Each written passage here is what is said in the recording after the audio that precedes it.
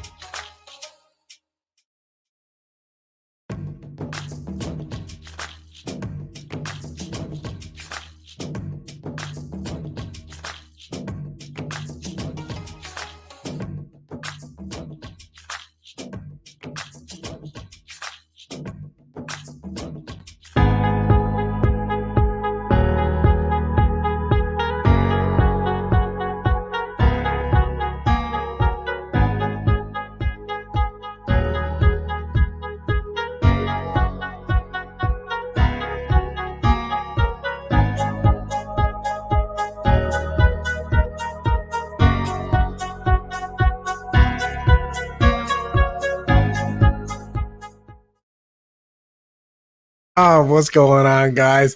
Cocktails with Cello, yeah, episode 27. All right, so let's do this. 1, 2, here, and there you go. 27, baby. That's awesome. Another phenomenal show. This is gonna be part 3 in the series that we're doing with my dude Tony Alexander. So this is gonna be an outstanding show. And definitely let's get started. Before we do that, let you know that all opinions are solely my own and do not reflect the opinions or the views of my company. And the reason why I bring that up is that I work for the second largest recycling and waste company in the nation. And if we haven't met already, hey, my name is Marcello Arcele. How are you? I provide recycling and waste services for companies right here in Metro Atlanta, anywhere between someone as a small, medium, or even large organization.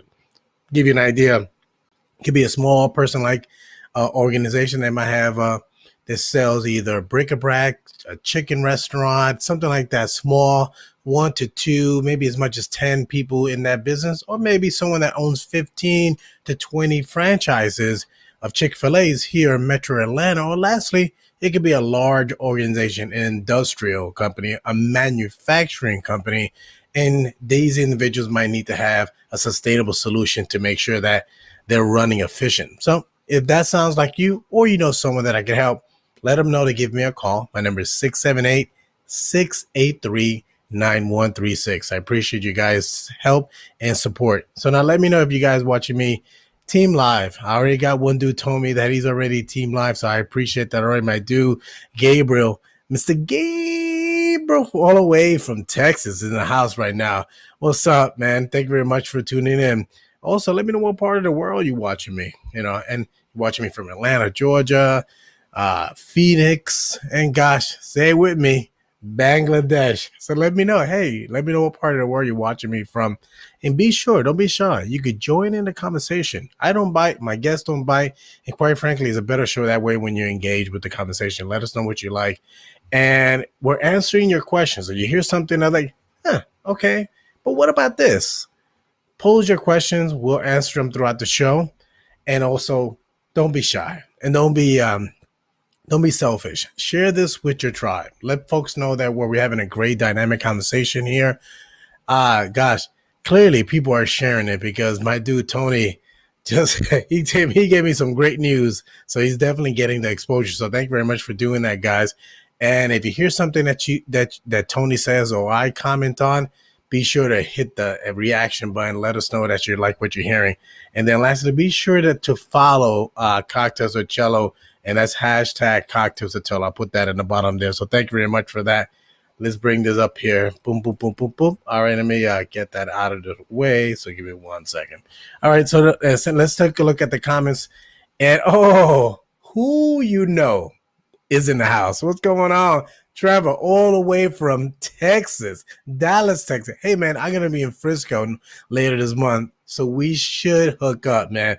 Awesome. All the way from Dallas, Texas. And hold on, let me start bringing in the crowd. I feel kind of, I'm lonely. Let me get everybody in the house. What's going on, fellas? All right, let me see what we got. We got Anna Morgan. Anna, love, thank you so much for coming through and say, hey, this woman has an outstanding channel, and very similar to what Tony Alexander does. She helps people make sure that they are prepared and are ready for the next job. So definitely when it pertains to the topic, Anna, you definitely want to tune into this and give your insight. If anything, you could join in the conversation. There's a link in the chat. And I see my dude here. They're greeting. Same city. Anna Morgan. Yeah, everybody's in the house today. Yeah, thank you so much. Thank you for the hugs. All right. And I got my dude here, Mr. Rouse, in the house. What's going on, buddy? How are you doing? And I see we got Kenya Wilson. Yeah, thank you very much. I appreciate that. Oh, Kenya. I haven't seen my dude. This is my lady from ATL. What's up, lady? Yeah, and Tapas Day. Huh. I missed out on that. I didn't get that. And oh yeah, this dude. This is one of my new connections. Thank you very much for coming through, man. Thanks for the love, and be sure to share this with your tribe. All right, so let's see what we got here now. Lastly, I'm used to love watching my channel. Oh yeah, Mike Goldberg. Yeah, Mike Goldberg and Anna. That's outstanding. And who's this? Who is this? What's going on? Miss Pod, thank you very much for coming through. Show me the love. I appreciate that. And Anna Morgan is the bomb. I would agree with that. She's outstanding. But now, given that said, Mr. Rouse, what's shaking with you? What's shaking and baking? Project Carry is all that's shaking and baking right now. Okay, that's pretty good. So now, as you drinking and you sipping, and I gotta ask also, before I go into that, Mr. Alexander, he already know he got his smile. He's like, I'm ready for you. What's shaking and baking with you, Mr. Alexander? Hey, just another day, just trying to share my gifts with the world. So as always, just grateful for the platform and the exposure. So whatever I can do to give out, hey, that's what I'm here for. Tell us the great news about what happened since the last week since you was here. I mean, what happened in the staple of Tony Alexander? What you accomplished the past week outside of making a difference? Well, I really want to say what we accomplished. So definitely a little more. I'm not going to say a little more. A lot of more exposure to include two contracts that are actually the ink has dried on them. Helping one particular client with a startup from her business, and helping another client actually revamp and pivot her business. So definitely, grateful for the platform. And one of the things, that I asked, like, how did you find me? And it was cocktails with Chello. So I definitely, I'm excited about it, and I appreciate you giving me this platform and exposure. Thank you, man. I appreciate that. I mean, and if you guys are keeping count, that's 6+ paying clients since he started on the Cocktail of Cello weekly bandwagon. So I just want to let you guys know. So if you guys want to network, you want to definitely connect with the right client individual, or better yet, you want to give back, you definitely want to tune into Cocktails of Cello every single week. Or let me know. We'd definitely like to have you join. And as you might already know, I put the link in the comments right here. I put it right again. This is the link if you want to join in the panel. All right, so let's get to it. So right now, before we get into the good stuff, cocktails with cello would not be cocktails with cello if there's no cocktails. So, so I'm drinking my cocktail and my and the glass my wife got me with my name on it. It's pretty neat. But what she did this time, because we have our anniversary, she showed me some love, and I'm not sure if you guys do much drinking, so she picked up a Rosa Cana, Flor de Cana. This is a 25-year-old rum, dude, and I'm enjoying it right now. This is a killer. Woo! Yeah. So thanks to the wife, I'm loving it, and she's making cocktails of cello extra special. So, so what are you guys drinking? I'm on you. I mean, if you drink a 50-year-old, pull it out, bring it out, bring it out. Well, I'm just on the lemonade today, so That works for me. What's going on over there, Mr. Rouse? I was drinking something clear, so I wonder what you're drinking.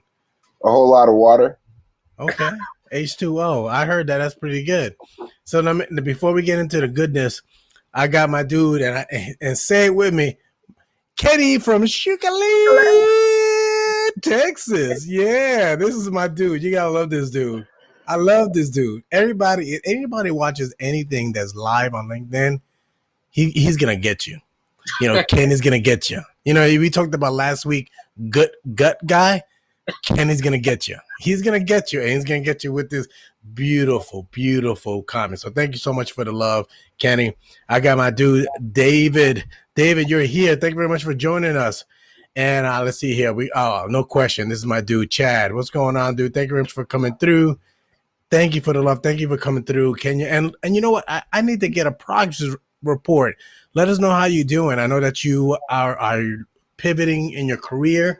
Curious to know how that's coming along. So you're welcome to join us on the panel, or let us know in the comments. So thank you very much for that. Let's see here. Sell. Okay, good enough. I like that. Hard to hear. Is anyone having issues hearing me? Let me know. And I see here live comments are funky again. And LinkedIn. What do you? It wouldn't be LinkedIn if it's not gonna be funky. You know what I mean? I think about that song, Funky. Boom, boom, boom. Yeah.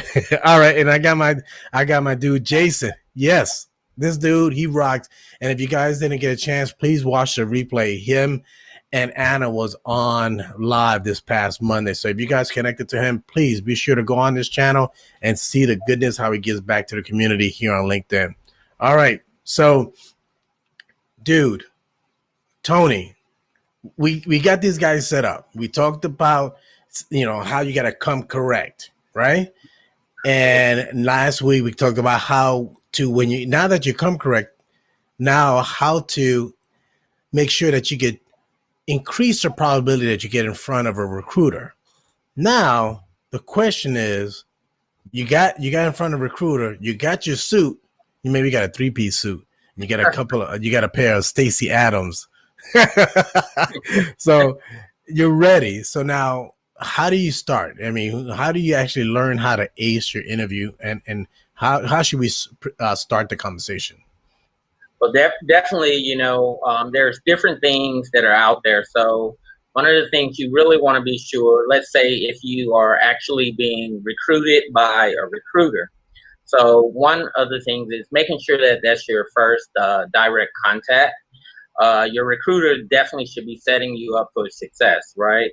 So, one of those things would be getting the entails of the job. And one of the things that happens a lot when you go through the recruiters, unfortunately, that one question that always comes up is what's the salary, right? Uh, Mm-hmm. and, and the recruiter is going to tell you, well, between this range and this range here, right? Yeah. So, I mean, so just make sure first that when you're applying for a job, that that job is actually something that meets what you need financially at the current state where you are. And your recruiter definitely should be guiding you along the way, basically giving you the details on, how the interview process works, helping to even do mock interviews with you. Because if you think about recruiters or even headhunters, for the most part, there's a quota system, right? And Mm-hmm. and they want to, they want 5 stars on delivering talent to companies. So with that, if you have the right recruiter, they're going to work with you day in, day out, and answer those questions. So those things are very important. I always recommend before you even begin to work with the recruiter, write down all of the questions that you want answered before you progress. Because, we need to spend time like we spend currency. So if you're going down a road that eventually is not going to be best for you financially or best for you emotionally, physically, then you don't need to waste your time or the recruiter's time for that matter. So, Mm-hmm. so just be very upfront and honest about that. The recruiter's job is to get you to that interview, and but I just want to be I want to be mindful of that too. Now, when we talk about quotas, make sure you don't have that recruiter pushing you towards a position that that you're not qualified for, or Mm-hmm. that it doesn't meet where you are in your life. I 'Cause, gotta, yeah, I'm sorry to interrupt. I gotta ask you about two things. okay. Um, I want to address the quota aspect of it also, but I also want to talk about the mock interview. Mind you, and I say that because in my career, kind of corny, but I actually enjoy role playing. I like to go through it. Sometimes, even if I don't have someone to go through a role play, I role play the potential objections that this client might have, because chances are, either if I work with that type of client or that industry, I might know what other pain points they might have had, or a similar client might have shared with me the challenges that they had, and either I didn't have an answer for them then, but I do now. So I think about these kind of questions or objections that they might have. So I actually might steer them in that direction. So then they might think, aha, I know, I got you. What are you going to say? But guess what? I already steered them to that objection, so that I'm already ready to answer that question. So I digress. Now, when it pertains to role play, or mock interviews, I guess if you're not sure that you need one, should the recruiter, a good recruiter, should identify that, and how should they know, and how should they coach the prospect or the candidate, and then lastly, if the interviewer knows that they need a mock interview, how should they approach it? So those two questions.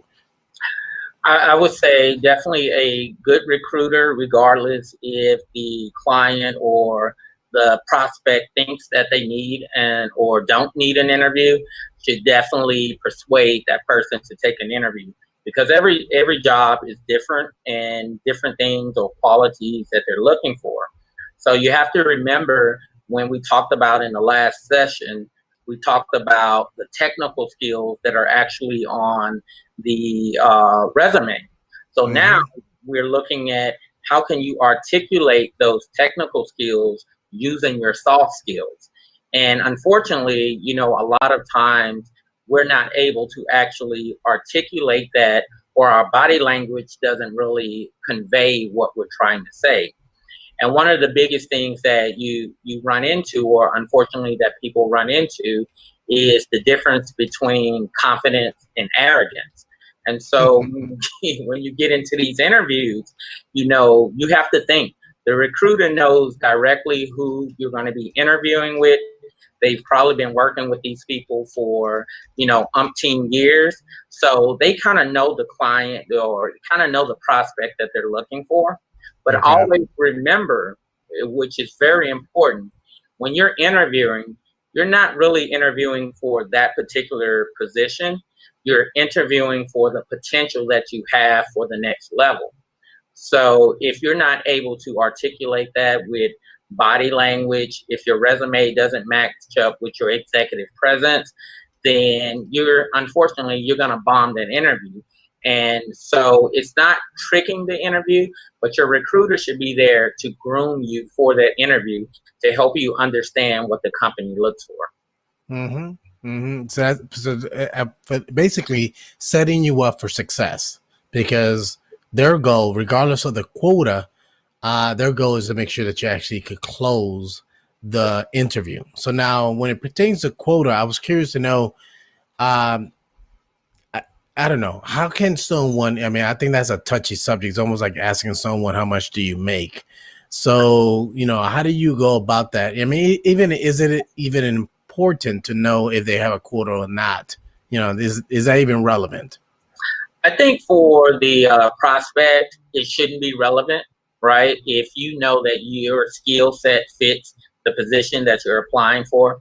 Mm-hmm. I spent 10 years in the military, so I know the recruiters there. There's quotas on, how many people you can recruit to the military and those things there. But also for recruiters, as we call in the civilian world, there are quotas, right? Because it's your ability to be able to pinpoint talent to help the organization move forward. So with those quotas, you shouldn't worry about, okay, am I a part of a number? Because if that recruiter comes to you, there's something in either your resume or your executive presence that they value and Mm-hmm. find that you will be a fit for. You might need some fine tuning along the way, but as far as worrying about, hey, if I'm a quota number, I don't think that's relevant. That's just for the recruiter to make sure, hey, they keep their job, right, as a Mm-hmm. recruiter. So So now, given that we covered mock interview, and also the recruiter should help you to, set the right expectation, what to expect when it pertains to the company and what they're looking for. What direction what is the next topic or next thing that the applicant needs to make sure that they have either polished, covered, or is prepared to address? So I think one of the biggest things too is, even though we talk about the recruiters, let's also remember there are jobs that you might apply for where there isn't a recruiter that's in place. Mm-hmm. So you're kind of on your own. Yeah. And the biggest thing is conduct research on the company. Know what you're going for, right? Mm-hmm. Understand what is out there. What are their goals? What is the outlook for 2 years from now, 3 years from now, 5 years from now? What is the past history of this company? There's nothing better to be able to go in and in an interview and talk about, the next big project that that the company has going on.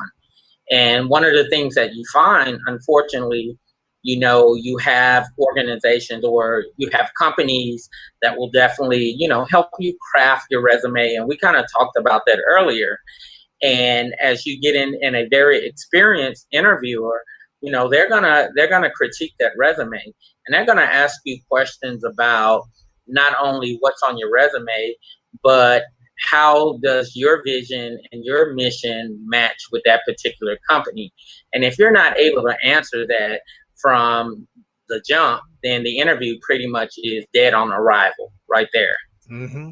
I like that. I like that, and I want to let folks know. Thank you very much. We're right now. We're into 23 minutes into the show, and if you guys are just joining us right now, we have our dude, our ace Boom Coon, better yet, the ace recruiter here in LinkedIn. Mind you, if you don't know him, get connected with him ASAP. He's helping and changes people's lives here. So definitely want to do that. We're talking, this is our third part in the series. And this one is about acing your interview. So if you guys are just joining us, uh, by all means, feel free to share your questions as we continue watching, but you definitely want to watch the replay. So outside of that, let me know if you're watching me team live, if you're watching the replay. Hey, let me know if you're watching replay. And if you hear something you like or you have a question for myself or Tony Alexander, please be sure to say at Tony Alexander, at Marcello Arcele, or if you want to see where the big green piece of the Lego board is, just say at Christopher Rouse. He'll let you know. So do that. Also, what part of the world are you watching me from? Let me know as well. I'd love to know where I'm reaching as well. And join us in the conversation. And don't be shy. And we're answering your questions throughout the show. So we're going to be answering some questions and some comments that you guys been sharing right now. And share this stream with your tribe. Don't be shy. And as you hear something you like, or he says something like, yeah, exactly, Tony, you nailed it, hit the reaction button. Let folks know how you appreciate that. Now, I have a special guest. And before we go into the comments, I want to give this gentleman 5 minutes to tell us about what he do, what he's doing on LinkedIn. And lastly, why should folks connect with him here on LinkedIn? So I got my dude, David. David, what's going on, sir? Thank you very much for joining us today. Well, thank you very much for the invite. Hi, Chris. Yeah, I just was able to do click, and find you guys. I'm up here in Vancouver. I'm just about 20 minutes north of Seattle. Wonderful. Now, David, we're right now midway through our show, and I want to give you 3 minutes or so to let folks know what you're doing.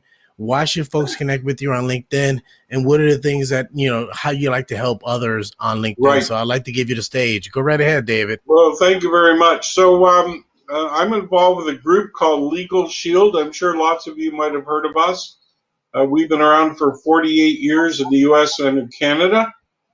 And one of the nice things for joining our group, and not to take away at all from the great presentation your speakers already started with, is there's no applications required to work with Legal Shield. If you say you want to be involved and with Legal Shield, you're hired. And also, when you come to the question about what can I possibly earn, that's right. You decide what you want to earn. So it's really open to your level, and there's no ceiling. And the third thing is you're doing a noble work, and believe it or not, there's virtually no competition in our field. We provide prepaid legal services all through the United States and Canada. And when I sent you a note the other day, Marcello, about COVID, you thought that was quite cool. In the Legal Shield, we have plans for individuals and families, and then we have plans for business. And for small businesses these days that are struggling so much, we have plans as low as $39 a month, where you can call down to your law firm in your state and get answers to anything you need, or letters done on your behalf, etc. And one of them these days is all about COVID. So, for example, if you have questions or you need answers, or what are your obligations to protect your employees? Should you revise benefit or travel policies? What are your obligations to pay employees on sick leave, et cetera, et cetera, et cetera? So now, for no extra cost, you can just call down to your law firm for Legal Shield and pose some of those questions that are important to your company to try to keep going in these pretty trying times. We have similar challenges up here in Canada as you guys do in the States, so don't think you're alone. Thank you. And we just feel for everybody these days. And one of our main health people up here are saying every day Just be kind, be caring, and be safe. And I'll now hand it over to you. Yeah, Thank you. thank you, David. And one more thing now, outside of LinkedIn, can you share with folks how can they connect with you? Telephone number, email address, website, anything Sure, else that they can connect with you? Please share sure. that with them. I can do that. The website is very simple, bcdave.com. And my best email is dfeld48. So dfeld48 at gmail.com. And love to learn from you guys, and I can learn from you. Thank you, David. And be sure in the comments, I know you already put some comments in there. Be sure to put your email address, your website address, and and also a link to your profile, even though that Yes, individuals can click on your name, but just make it easy for them as well. sure. So But thank thank you, you again. David. Thank I you. appreciate that. And I thank you very much for clarifying what you meant about the COVID-19, because that Yes. definitely now brings it home. So thank you, sir. Yeah, it does. Good. So let's see what we got here in the comments here. Let's take a look. We got I got my lady Anna Morgan. So this is what so let's see what she's saying. The difference between good and bad recruiters. Keep the balance between what the client needs and the candidate. Don't push a job seeker to take a role just to get a commission. Okay, so now let me ask you this now. That's a difficult position. It's easier said than done. And I say that because I think about it even in sales, right? Um, yeah, you might find yourself like, hey, yeah, go right ahead, drink this. This is a great drink. It's for you. However, it might be high in sodium or a lot of sugars. But the fact is, if you're going to be successful in helping others, and that's sales or being a recruiter, you have to do what's right for the person. So what are your thoughts on that comment, Ms. Alexander? I think that is spot on, because when we think about when we put people into a role, and based on, let's say, commission, then you're going to end up with turnover. And we know turnover, the average time to fill a position is 42 to 52 days. Average cost is about $4,200. And that falls back on the recruiter, because that's, just as many others, there's performance reviews and those types of things. So if you have a turnover rate of, 20% as a recruiter, then that's a reflection of you chasing a commission and a number versus getting the right candidate. So she is spot on with that. Make sure that you're balancing the needs of the client as well as the organization. And Anna, if you're still watching us, please connect with Tony if you haven't already. And you guys definitely should jump on a Zoom call, because I think your collaboration will be essential as well. Now, I believe most likely this is my dude Chad. His comment says, nice objection. Be prepared to overcome them and be ready to ask for the job or the business. Very true. Very true. Sadly, the fact that sometimes people don't do that. And the reason why I bring that up is that, let me give an example, right? Like, for instance, ask for the sell or / follow up. It's the same thing, because, you have to follow up sometimes, either on the existing or the current meeting or after the meeting.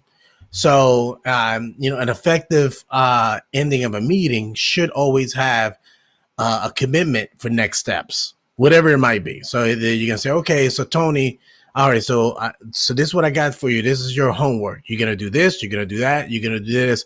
Let's agree that we're gonna meet back or have another Zoom call. What do you think? Monday will be fine around the same time. Does that work for you, or do you think that's doable? Then at that point, then you agree to the next steps. Now, if for whatever reason it doesn't work, you should be confident or don't have any reservations to follow up, because guess what? You're not selling, you're helping. And if you remember that and you stay focused on that you're helping, then you should not feel some kind of way that I don't want to nag, I don't want to be a pest. No, the person already shared with you that there's a need and they need help. So regardless if I'm selling trash or recycling removal service, or I'm helping you finding your career, you should be okay with that. How do you feel about that topic, Tony? Uh, Again, 100% correct. The organization needs you just as bad as you need that organization. Mm-hmm. So, when you go to the table, whether it's negotiation and closing the deal, ask for what you want, right? Ask follow-up questions. The worst thing that you can do is come out of an interview and not have any questions. Are there any questions for me? No, I'm good, right? You're just gonna wait on the call, and that's no. It's when can I expect a call? When are you expecting to follow up, or those types of things, or ask a little bit more in detail. You Yep. know, how do you see the company? Or one of the better questions that I've always liked to ask is, what has made you successful in your role, right? So get an idea of where that person who's interviewing you, Mm-hmm. find out where they are, where's their engagement levels. Are they just doing it because they're the person chose to make good hiring decisions? Mm-hmm. Or are they doing it because they're fully bought into the company's vision and mission? And the only way to do that is ask follow-up questions. How long have Mm-hmm. you been with the company? What's your career path? What's your Mm-hmm. trajectory? Where do you see yourself in 5 years? So sometimes you have to turn that interview around. And with that, there you go. And with that, you begin to learn a little bit more. And then you can make a decision if that call does come back in that we want to offer you a position. You can remember that person that interviewed you, they weren't so engaging and they couldn't tell you their career path or their trajectory or what the engagement or the culture looks like. Then guess what? Now you Mm-hmm. might not want to accept that particular position. So it's very important to ask follow-up questions. It's just as important to accept that bottle of water that they always offer you. And I know a lot of people always say, "No, I'm good." No, if they offer you a bottle of water and it seems Accept minimal, it. accept it, right? And Mm-hmm. I say this because the last corporate position that I took actually was 6 hours. It was 6 hours with 7 people. And had I not taken that bottle of water, I would have Ooh. been very, very hoarse. And Mm-hmm. I walked out of that interview thinking, I was like, man, I remember calling a friend back home in Houston and said, I bombed it. I mean, I said it was all of these people in suits around the table. They were coming in one by one and they were asking me these questions. I kept drinking water. I didn't know what to do, you know. And, after drinking, 3 or 4 bottles of water, you're ready to go. Mm-hmm. And the good part of it is I had actually taken 4 days off of my other job to actually interview for this position. And within 2 hours after the interview, I received a call at the hotel, and I needed to be on a plane to Chicago in the next hour. And that was unexpected. Yeah, Yeah. that was I unexpected. love it. I love it. Aren't you glad you had that bottle of water? I'm glad I had all 6 bottles of water. So, absolutely. Oh, that's hilarious. It's just so funny to think about that. It just and I was as you say that, I was thinking a lot of people forget that small interactions are still interviews. Absolutely. And people forget that. And what I mean by that is that I'll give you an example. All right. The today there's a huge international company coming to Metro Atlanta, and they're a manufacturing company. So I won't go into details, but the fact is they're a huge company. And I was down visiting them, and this is the interesting thing. So I'm near Atlanta Airport, and I actually have to travel about an hour away to visit the site. Now, I didn't have a specific contact in mind or contact to speak to there, but I did get invited by law influential government officials here in Metro Atlanta. So I had some good names I could drop. But when I visited the location, I met with an individual, and he was very gracious. And his name is Ben. I connected with him here on LinkedIn today as well. But after meeting with him, we had a great interaction that afterwards I send them a video. I say, hey, I enjoyed the chat, and I'll show you. Mind you, you could do that also in an interview. But the fact is, I do this all the time, and I do that all the time when I have a remarkable experience, because I want to express that I appreciate the time that you took, and it means a lot to me. So I'll show you here. So I think I could show you a screen. Let me bring up the tab. Here you go. So this is my. All right, so this is my text correspondence with him. So so after I met him, I said, all right, here's my information, Ben. Here's my number, and he gave me the link to the contact. He also gave me directions to the location to go. And then lastly, I said, hey, let's connect on LinkedIn, right? But when I got to my next stop, this is what I said, hey, Ben, thanks again for your help. Here's a brief video that I created showing you my appreciation. Look at that. Look at his response. Wow. You see that? Wow. So now the fact is, you got to think about this now. That interaction is safe to say it was remarkable enough for him to say, wow. So now what that means is that it works two ways. Now, if he comes across someone that he knows that they express that they need trash or recycling services, there's a good chance that he will recommend me. There's a good chance, but guess what? There's a better chance now after I took the extra step and say, hey, thank you very much. I appreciate the time that you spent with me. And it doesn't take much effort to do that. But people don't do that, and I don't get it. And the same thing applies with when you do, a follow-up. So yeah, this is the video right here. So I'll show you here. This is my. Hey, what's going on, Ben? Hey, this is Marcello. Thank you again for helping me out, getting me connected with the right person. I can't thank you enough for that. You rock, man. And be sure to connect with me on LinkedIn. Like for us to continue the conversation that way. Again, thank you very much for your help. Have the best weekend ever. Take care, my friend. Bye-bye. That's it. Simple, 30 seconds right there. Mind you. So that's the key thing is that people always say that you should do that on LinkedIn. I do that on LinkedIn, but I do that with everyone because if you make an impact in my life, I want to reciprocate and show it and continue that. So yeah. I'm sorry, I get caught up because I'm really passionate about showing my appreciation, helping others, working.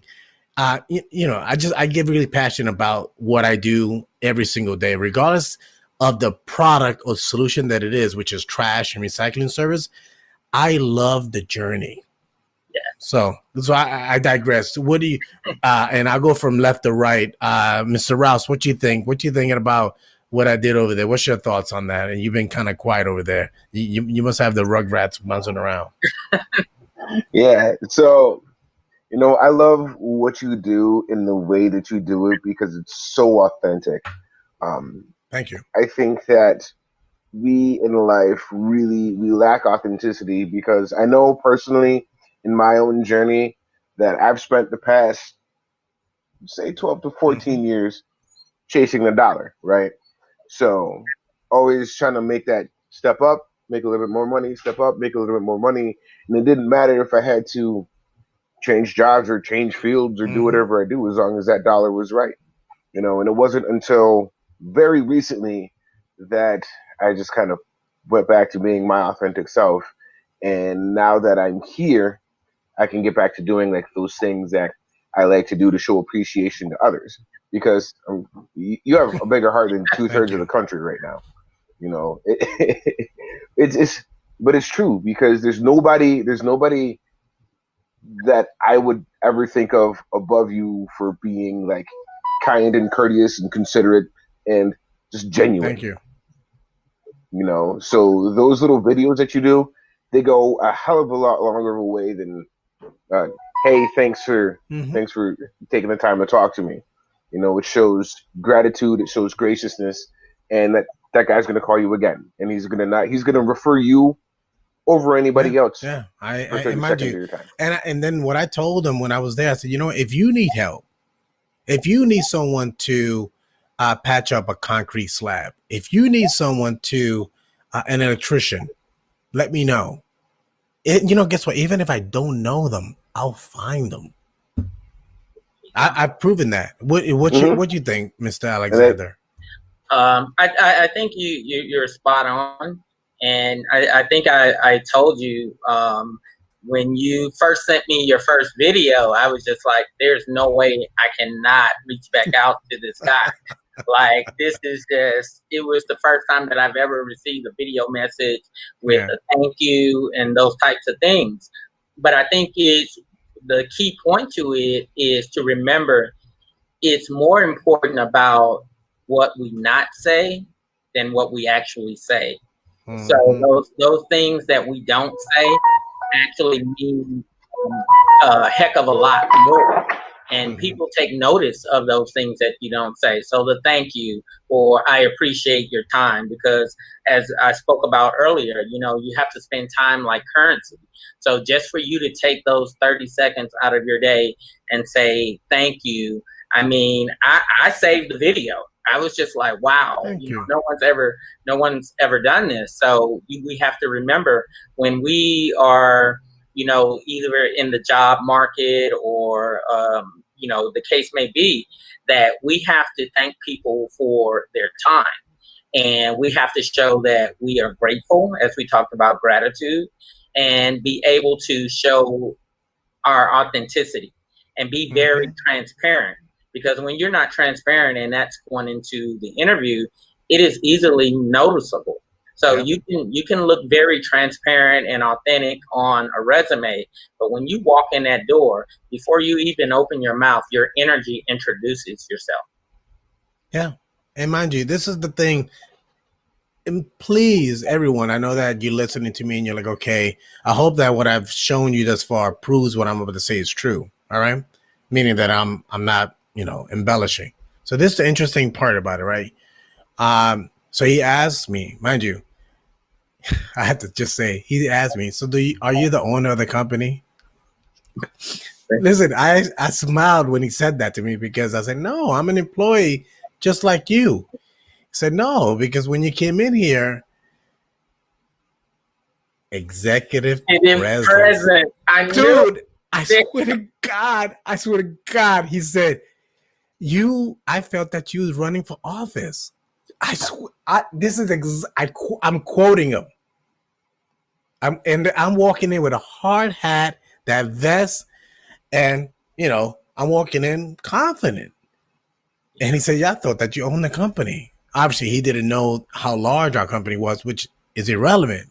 But the fact is that executive presence, I mean, you never know who you're interacting with. So it blew me away. When I walked back to my car, I was smiling from ear to ear, because it just shows how impactful that meeting was. So, David, what are you thinking now? So, what's your thought of what you've seen thus far? To do well, you be yourself, and action is as important or more action than the words. And like what you did about doing that video and going to a location, the term I use is you have intent.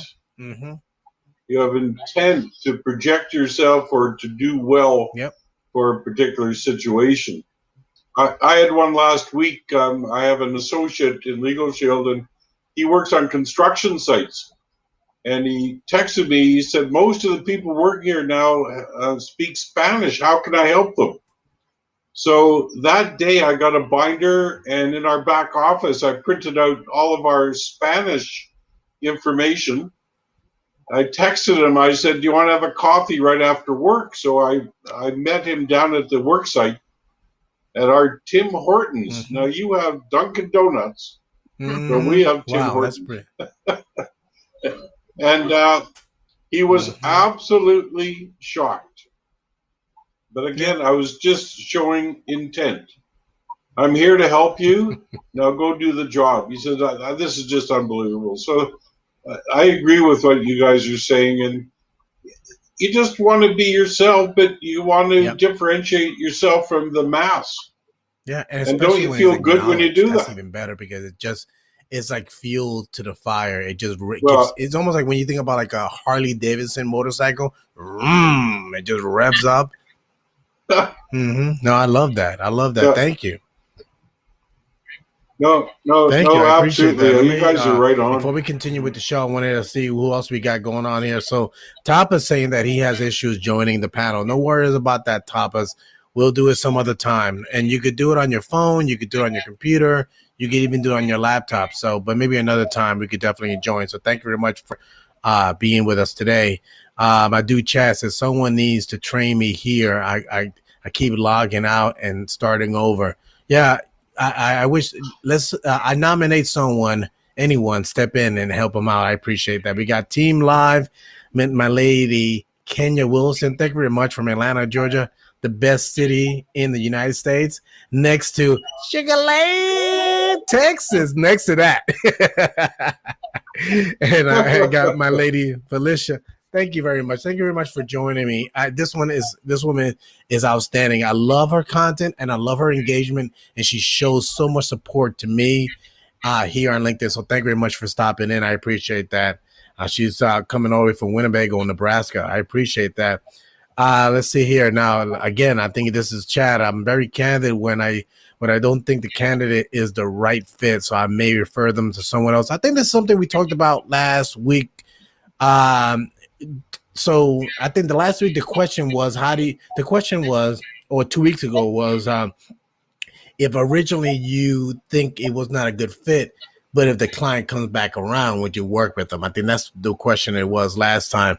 And I agree with what Chad says. Now, what else he says, a good question is, there's anything that I haven't covered today that might inhibit me to moving to next steps, take the opportunity to overcome them, any perceived objections that ask the question again.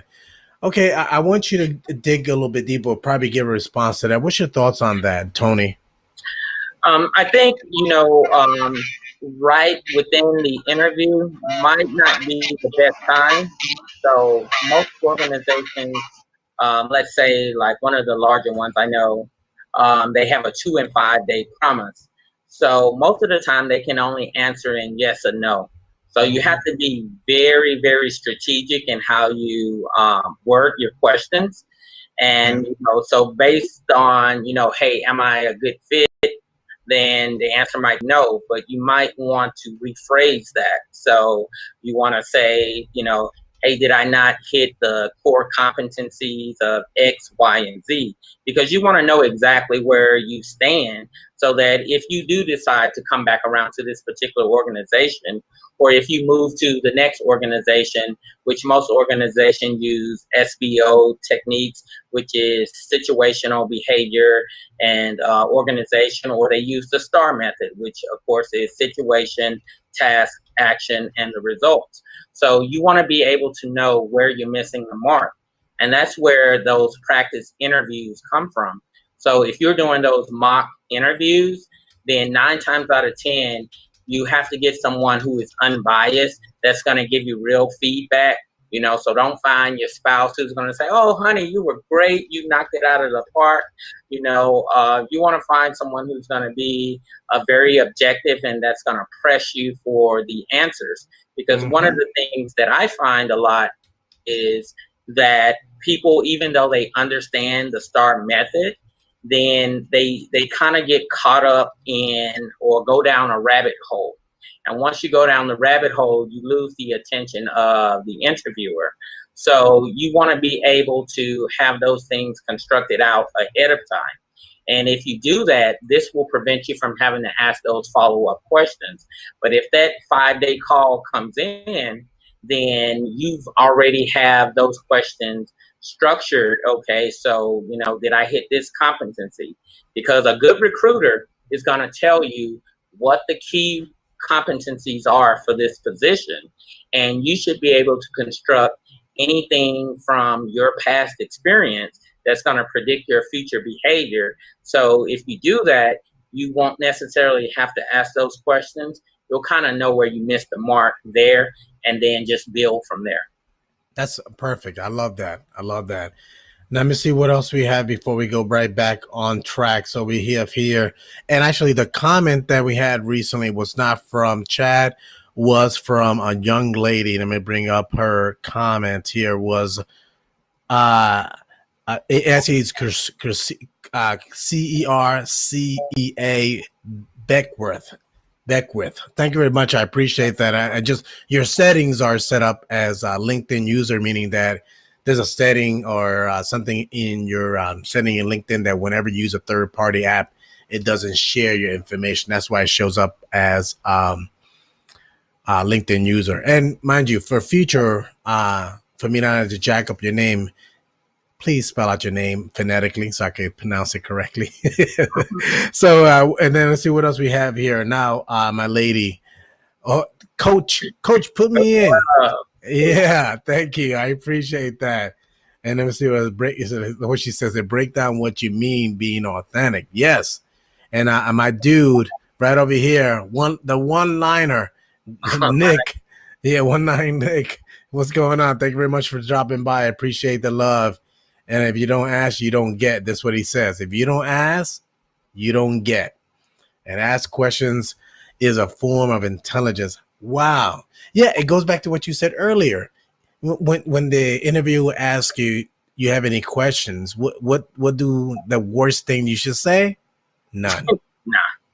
No, or better yet, how much is job pay? How much is job? How much you pay? When do I start? Exactly. Now, before we move forward, is ask questions equals learning. You know, that's so true. I think about when I meet someone, even though I know or I think I know what their typical pain points are, I go in there and I even though I might have a couple of questions I want to cover, you know what? I keep that notebook closed. I know what I need to ask.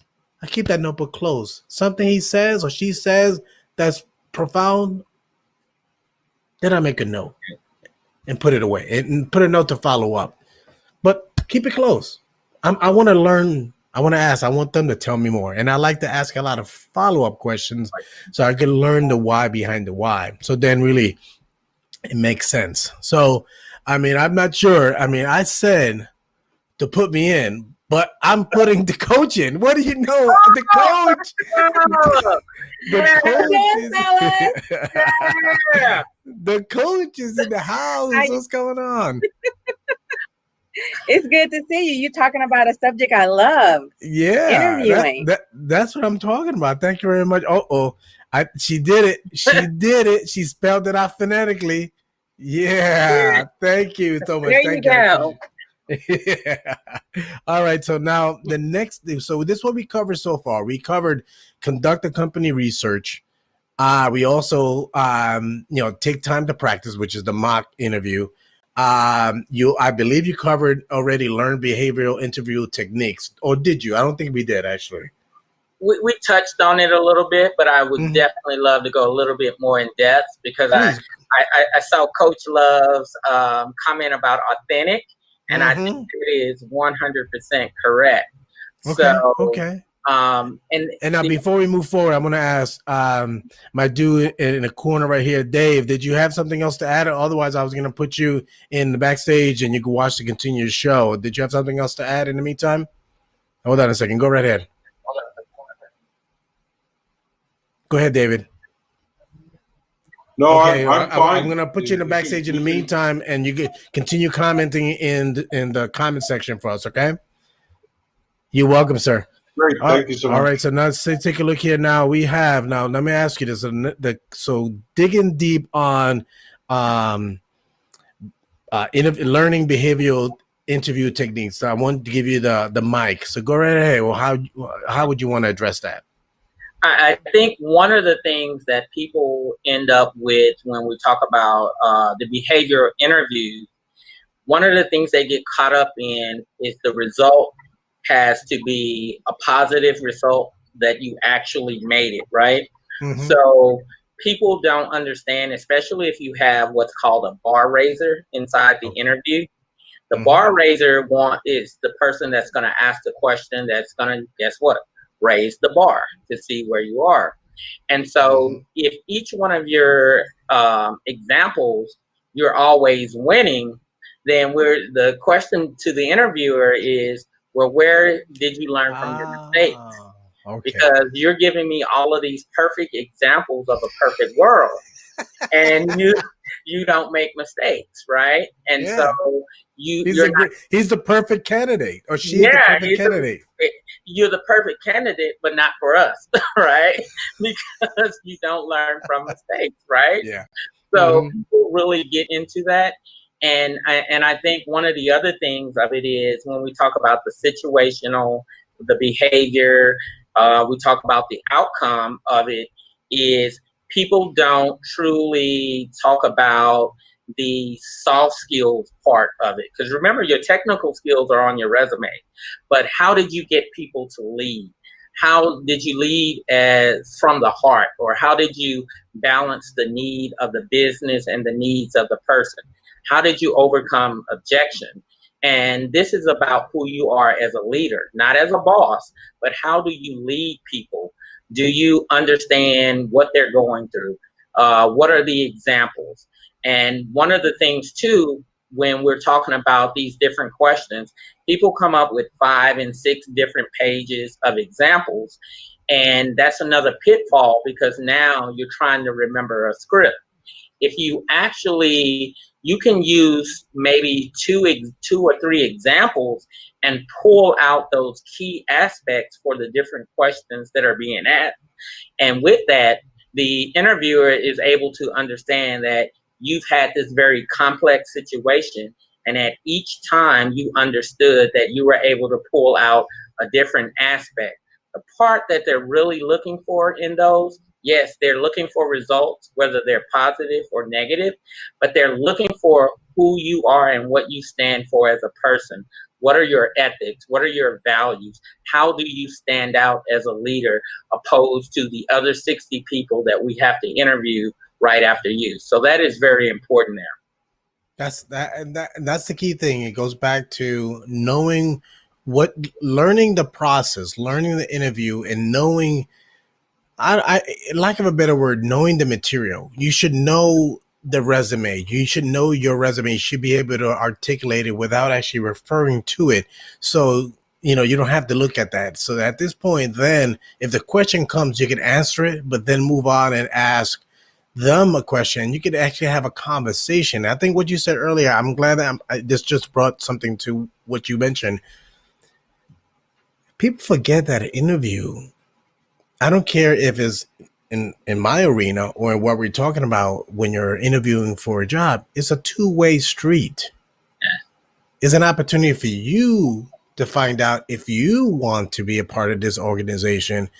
And if you don't ask the right questions that make a difference in your life, but also thought-provoking or good questions as well, not just questions like, just random BS questions, but questions that make sense. I mean, when you was before you answered this segment, I was thinking a question that you could ask is how long the position has been empty, and or in my case, like in sales, like, okay, so what are the um, top seller, the top representative, what do they own, how much they earn with commission, so then I have an idea like what they should do, and or better yet, what are the challenges that you had with the previous candidate or previous employer in that role.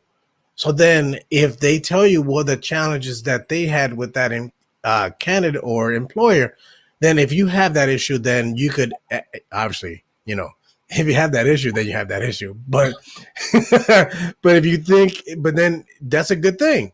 If you have that issue, then you know that this may not be a job for you. But if you don't have that issue, then you can say, okay, how can I convey to them that I could avoid, or I will avoid having that issue once they choose me. So that's another way that you could, it's almost like a soft close throughout the thing. Now, I know I can see Coach is chomping on the bits. What do you want to say? What do you want to add to that? Well, one of the things I wanted to share is you want to ask questions that helps the interviewer know that you want to solve their problems.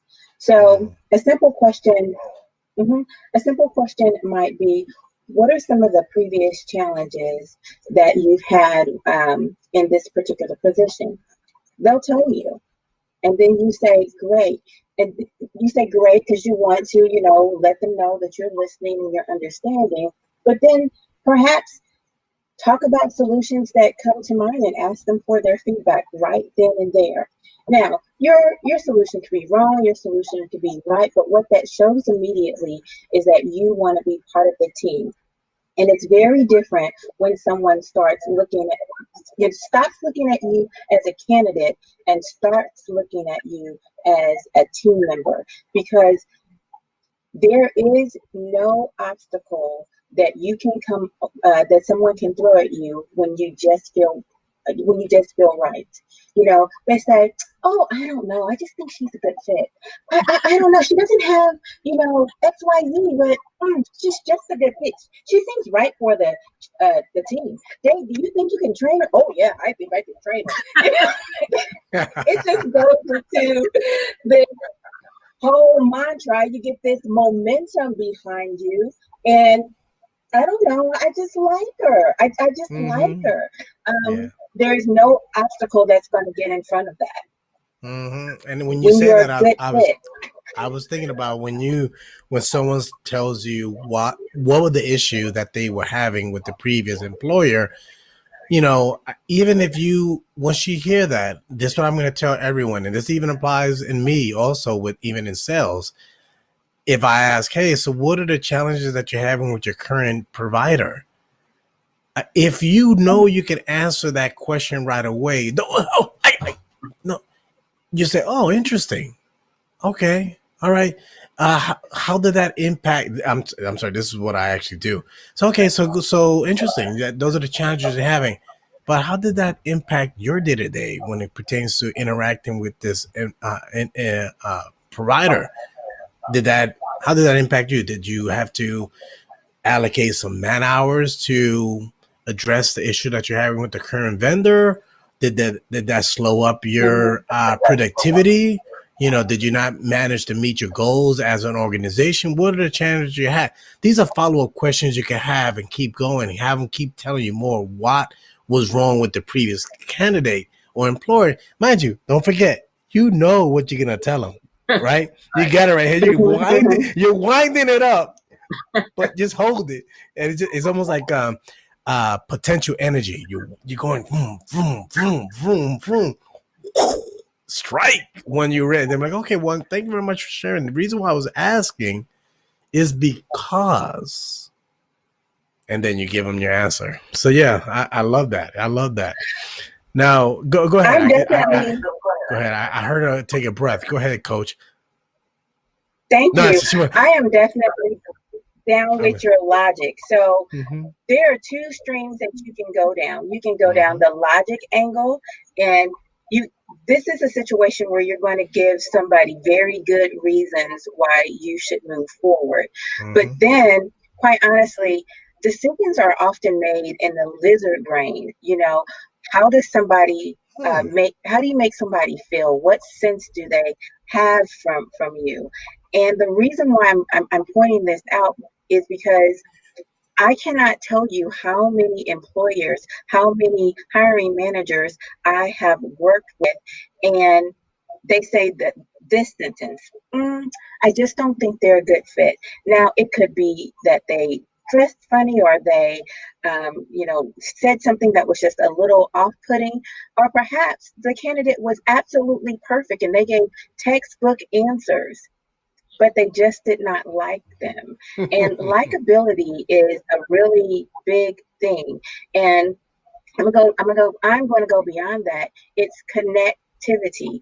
You want to show up as someone that fits into the culture of that particular organization. So Tony has talked about this many times before. He's told you to do your research, go out to the Mm-hmm. internet, look at the LinkedIn pages of those people who are part of the company. Beyond that, what you want to do is you want to look at what initiatives they are working on. You want to get the interview talking about their passions, their hopes for the company, the things that they've done well. Why? So you can admire them, and then you can Yeah. go down that success. Exactly. You can go down that success track with them. I am telling you 100% that if someone feels that they are in the game with you and you are part of the team, they're going to find a way to make it work for you. Hence why they hire people that they refer versus people off of the applicant tracking system most of the time. Yep. Mm-hmm. Thank you. Yeah. That's a round of applause for Coach Love. She nailed it perfectly. She nailed it perfectly. Wow. That's Thank the key you. thing. Yes. Mm-hmm. Thank you, Coach Love. I appreciate that. That is the reason. That is the reason why Tony still has your interview. That's reason. right. And this is why, and this is why that you're so remarkable that your comment covers my entire face. Those are a long list of behavioral-based interview questions that I just wanted to give the audience. No, thank you, if you're thank you, looking thank at you. practicing, No, I love there's it. there's a ton of them. Look at Tony. Tony can't stop laughing, but I love it. I mean, like it's like I'm trying to. Okay, I'm just messing with you. I'm just kidding. Let me see. My lady is saying pain points, new business transformation, customer journey, etc. Good questions to focus on. Huh? I like that. Yeah, very true. I mean, that's the key thing is that I think sometimes people get focused on some sort of like robotic way. And mind you, just like even a sales call, there's certain things that you want to hit, but you could zigzag, and that's the key thing. You have to understand what you have to say and how to say it, so then you could deviate from that, but still continue the exchange conversational. That's the key thing. And unfortunately, sometimes I won't say the average. I won't say that because I don't think that most people have issues interviewing. Well, that's my feeling. What do you guys? You guys are the pros.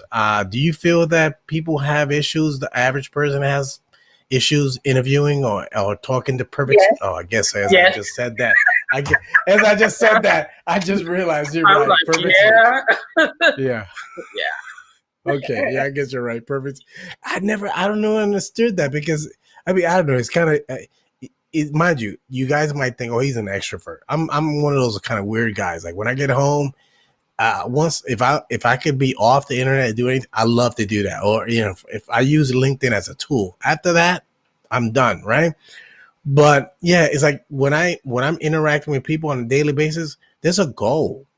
There's a reason why I'm interacting. Yeah, I would love their business. However, first I like to get to know them first and then determine if they're a good fit for me. Same thing with the interview. So, all right. So the next thing we have is using your connections to get the inside scoop. Yeah. And now if I'd like to ask you, okay, you tell me, how should you approach that? And I say that because, mind you, it's two different ways, right? If you already have a relationship with them, it's not going to be hard. Hey, coach, hey, I saw that you were connected with so-and-so. How should I talk to this guy? Or you probably only talk to them once every 2 years, and all of a sudden now you need their help. So how should someone approach on those two scenarios when you're asking for help, when you haven't really talked to them, and you get in that call, I'm like, oh, it's that guy. He must, or that's that girl. She must need something. Or when you have a good relationship. So those two scenarios, Tony, how should someone approach it? Well, been there, done that. People that I've reached out to for years, or for projects, and then all of a sudden, COVID hits and all of this, and then they're in my inbox or in my DMs, and I'm like, oh, that person wants something. But definitely, it starts with networking and relationships, to be honest. So if you haven't built those relationships, then it's definitely not going to come across as genuine or authentic, as we were talking about. So it's the matter, we talk about the majority of companies, they get those referrals. So if they're getting those referrals, hopefully that's somebody that you should be able to go to and talk about, hey, this is where, this is what the company is looking for. This is what you should expect. Now, if you haven't talked to this person or you haven't followed this company and been engaging with particular people on the social media outlets or those things, then you reaching out to ask about the inside scoop of a job is probably not going to happen with a good answer. So it's about building those networks and relationships up front. You know, when before I launched out on my own, one of the things that I did, I looked at particular businesses that I was interested in working with, and I would follow them on LinkedIn platforms, but I also would connect with different people in the industry of those businesses that I wanted, you know, to get some insight from. And I was very transparent about, hey, you know, I see you work for X, Y, and Z. I'm thinking about possibly making this move. So I would love to stay connected with you and follow you and engage with you on those sense. And when the time came and I decided, you know, hey, I might want to make that leap, it made the conversation very easy. It was to the point, well, hey, let's do a Zoom call or let's do X, Y, and Z. So you can't just expect someone to just give you the inside scoop unless it's your cousin or Aunt Sally or somebody that's going to tell you, hey, this is what it is. So, you know, and everyone is not going to tell you, and I'll just be honest, especially in this current climate, right? Everyone is not going to want to share that because guess what? They're trying to protect theirs. Yep.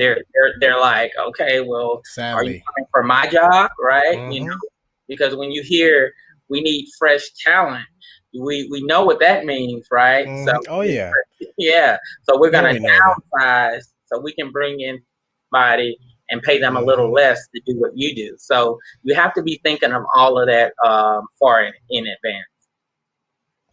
I think about recently, this past week, someone reached out to me.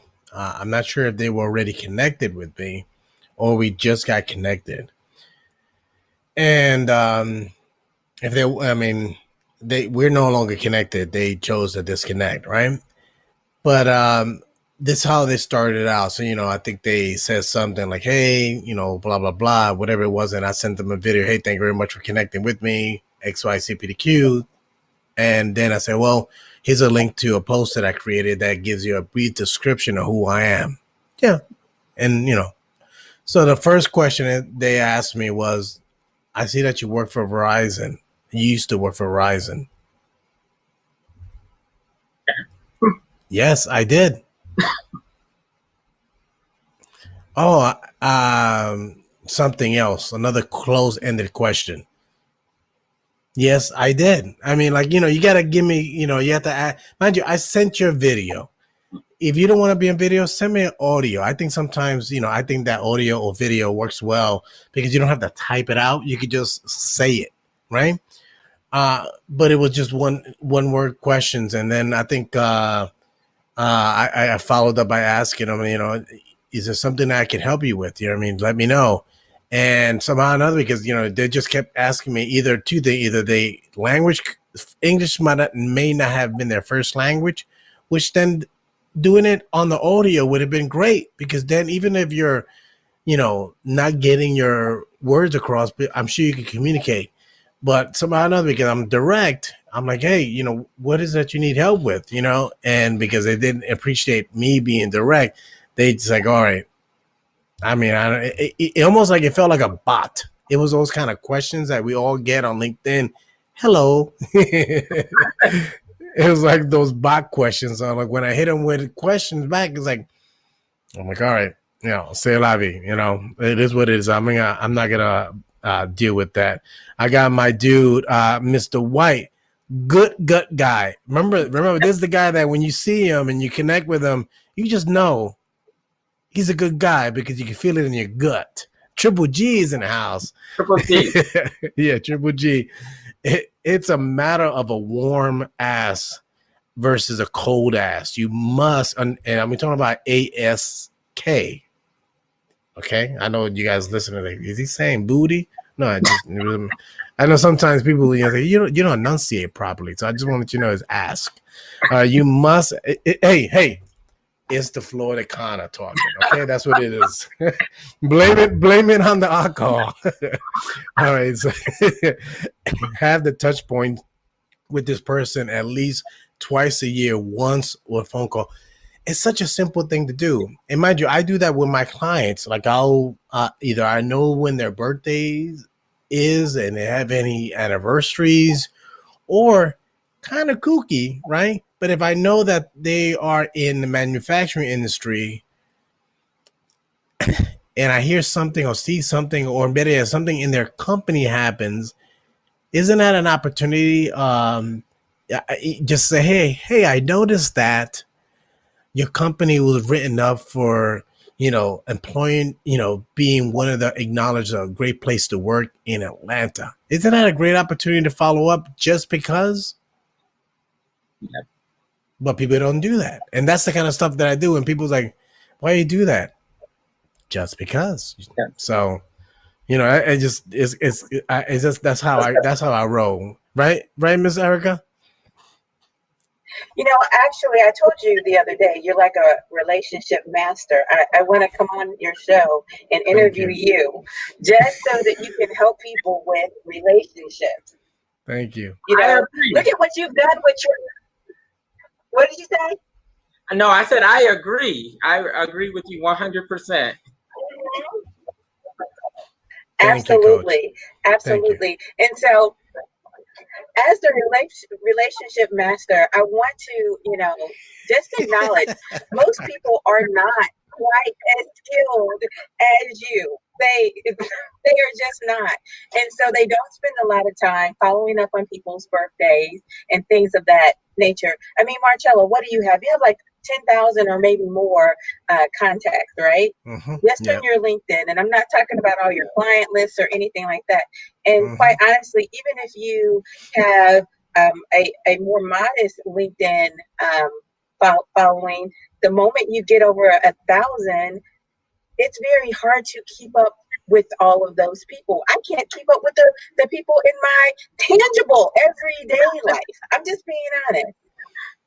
So the question is, what did you do? Right. What do you do when it's been 2 years? And I'm only asking that question facetiously because I think there's a right way to go about that. And if Tony, if you would indulge me and be Tony that I haven't talked to, and I'm going to make it worse. I'm going to make it 5 years. Ooh. Right? I want you to be Tony that I want you to be Tony that I have not talked to in 5 years, and I'm going to ring you up. Okay?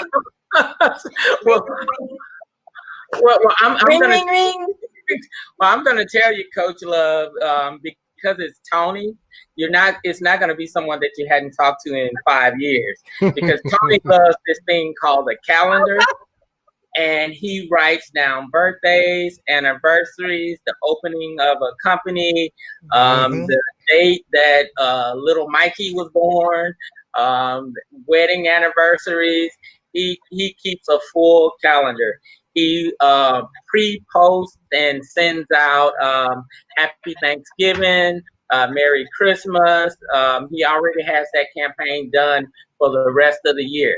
So I'm very proactive and intentional in what I do.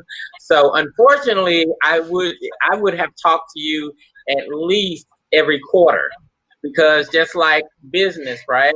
So, hey, I've noticed that this is happening with business. And in addition, I want to know what's going on with you personally, right? Yeah. So I want to develop that intimate relationships where you can call me or you can say, and I'm a little old school too, so I still use the big calendar as well. So in addition to it, so I have stuff written all over it. But sometimes when it's right in front of your face, it's easier to see. And I can tell you to this day, in my previous career, I have people that still I reach out to regardless. And the first thing they say is, wow, you hadn't worked for this company in umpteen years and you still remember me? And I'm like, of course I do. I remember giving you a flu shot. I remember doing X, Y, and Z. I remember, giving you a shingle shot. So all of those things. But in addition to that, it's just being who I am. Yeah. And it just becomes so organic that you don't even feel right if you don't reach out, if you don't say X, Y, and Z. So it's just about being authentic is what we talked about, being authentic. So I guess what she's And I saying is agree with that you. And I'm sorry, Coach, she has received all those emails for the past 5 years, but she hasn't responded back. That's exactly. what I would say happened. you've just even built it up further because you've been reaching out and I've not been responding to Reciprocating, you. yeah. Okay. So Yeah, I have not been reciprocating. Well, we're gonna say, well, okay. And so go this ahead. is real life. This happens to people every single day. This is real life. This is how people are. Some people are highly in tuned and organized, like Tony. Some people have a high emotional intelligence, like Chello, and then some people are just kind of average, and they haven't. What are my strengths? What are my weaknesses? I'm really just trying to figure it out. And I don't have all of this planned out, and I'm not typically intentional about being intentional. So I am that kind of just regular average Joe kind of person. I'm trying to figure it out. And so what I want to do is kind of role play this out. Okay. To give people some tools and some, a way to be authentic in the moment, even though all of that's happened. So I'm going to call you. Okay, give me a call. Ring, ring, ring. This is Tony. Ring, ring, ring. Hello. Hello, ring. I'm answering. Tony, hello, this is your blast from the past. Well, hello, Coach Love. This is Coach Love. Well, hello, yeah? Coach Love. Where you been? I haven't heard from what? you. I know it probably seems like I've been under a rock, right? Oh, it's okay. Life comes at us fast, so no worries here. I still remember you. Still have that beautiful smile, and things are going well at XYZ Company. Well, you know what? I am glad you brought that up and that you do remember me because, to be very honest, these past 5 years have been completely overwhelming, and I've not been very organized about keeping in contact with the people that I care about and who are important to me.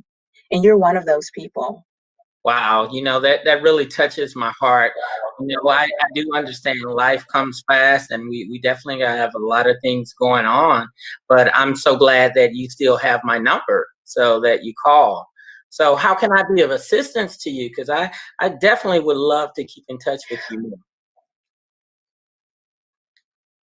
So I'll tell you the reason why I rang you is because I noticed that you have a relationship with Dave.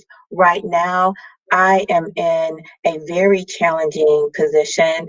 I have lost my job and I started a small business, but it didn't really go well. And that's really why I just, was kind of emotional all of this time. I was really almost a bit ashamed, and I'm almost uncomfortable sharing that with you. But if I don't, I feel like you won't understand. And right now, I'm looking for your help. Do you think you could help me maybe get in contact with Dave?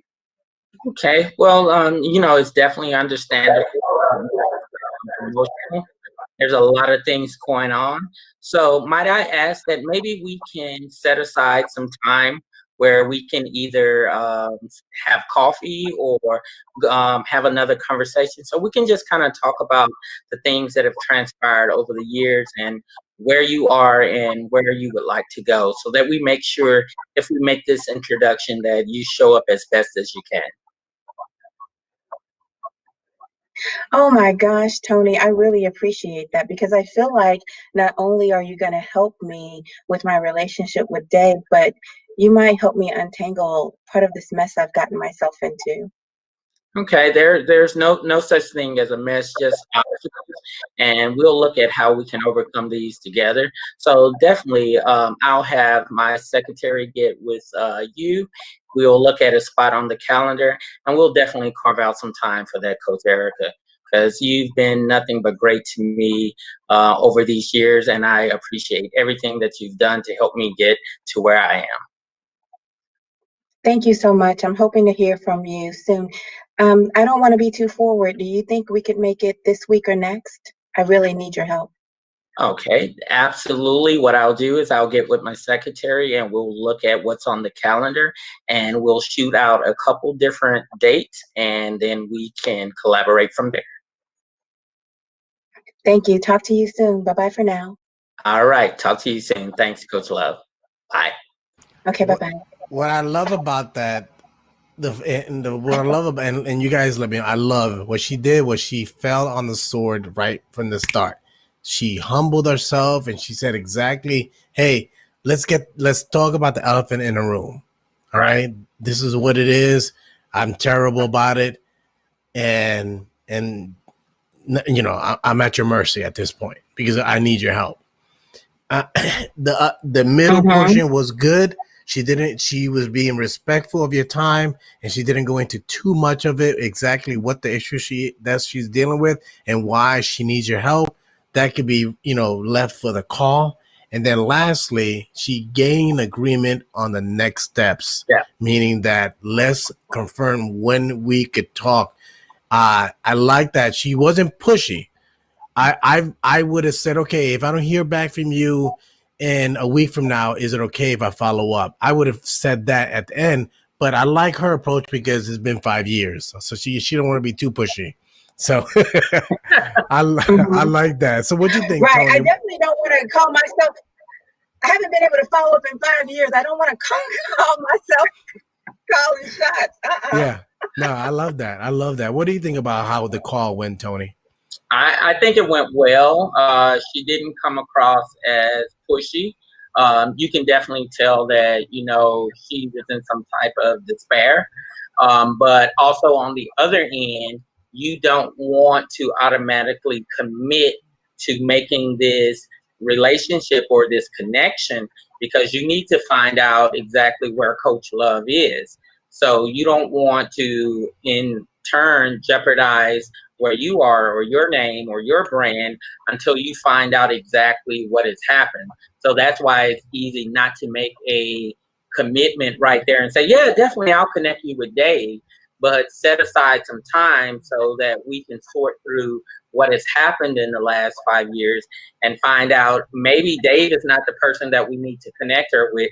Maybe we need to connect her with Ellen. So those keys are important. And she's spot on because I've had calls like that actually just this week. And it was the same thing. Well, let's set aside some time. Let's get on the calendar and let's discuss where you are and where you're trying to go. Yeah, I like that because then after the call, like you said, either you can determine that Dave is not the right person, it's Ellen, or you might realize that it's Ellen who she needs to speak to. However, you're going to put your name on the line. So at this point, either you do two things. Either you coach her or you say, yeah, I don't feel confident that, you know, I don't want to do the introduction and this is why. So then at this point, then you could put it back on her and say, these are the things that I think that you may want to address before talking to Ellen. You know, so then you're not saying you're not going to do the introduction, but these are the things that they need to work on before you speak to Ellen. And now if they come back, and this is what I talked to you before, this is what I've done when people come to me say, hey, I want to be on your show.